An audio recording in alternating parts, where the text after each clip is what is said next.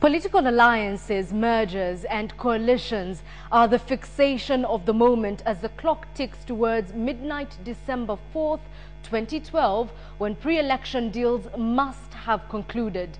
This is what explains the feverish negotiating among presidential hopefuls as each seeks to craft a winning alliance ahead of the election in March 2013.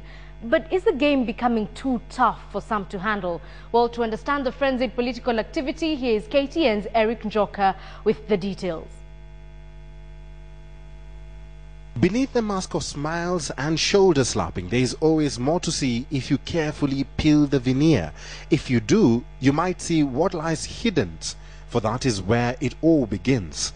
Negotiated pre-election agreements, which are currently ongoing, have put many candidates on the spotlight as to who wants to be the other's running mate. Politicians and those aspiring for leadership positions in the forthcoming elections have formed alliances which have left some feeling hoodwinked, with the recent fallout being that of the Alliance Party of Kenya, which severed links with TNA.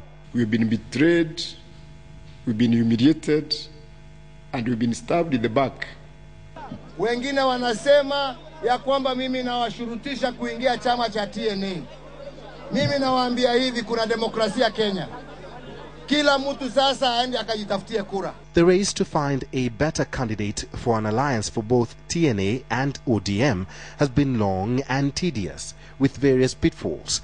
To one end, TNA hopes to have the majority by beckoning on board parties like Kalonzo Musyoka's Wiper, William Ruto's URP, Musalia Mudavadi's UDF, and Kiraitu Murungi's the Alliance Party of Kenya. Although not showing interest in forming an alliance, the ODM has remained mute on who it wants as a running mate, even though skeptics say parties like Martha Karua's NARC Kenya and James Ole Kiapi's RBK could be in the offing.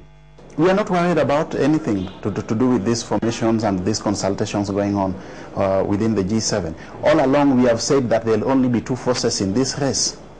On one hand, we will have one force led by Raila Odinga, the forces who would want to ensure that the successful implementation of the Kenyan Constitution.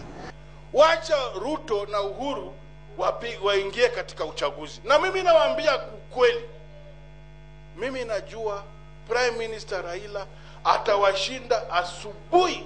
There are those who have chosen to be party lone rangers and contest alone without openly stating their desired running mates or possibilities of forming an alliance. Peter Kenneth's Kenya National Congress, Martha Karua's NARC Kenya, and the newly formed Cyrus Jirongo's Federal Party are among those who have chosen to play it solo.